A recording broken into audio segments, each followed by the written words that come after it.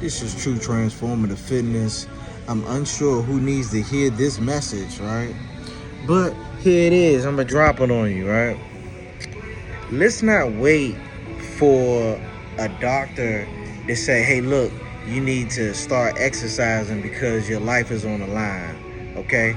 Because the only thing I dislike about that is that you could have been exercising preventatively before a doctor has to tell you that, and you know that instinctively in the inside.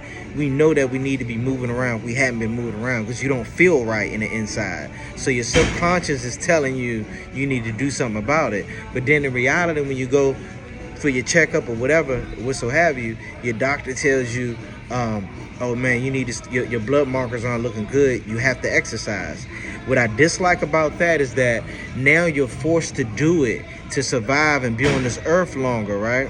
And now that creates a bad relationship with fitness, because now you're doing it not out of joy but out of survival.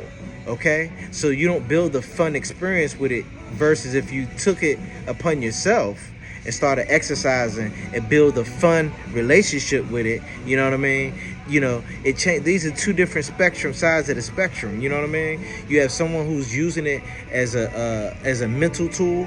You know what I mean? To feel good every day and to live long.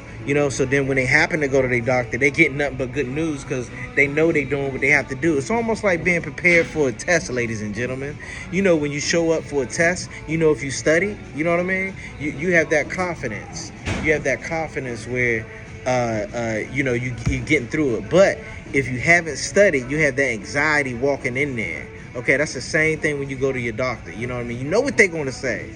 You know what I mean? So before they tell you that, get your tail up and move around, okay?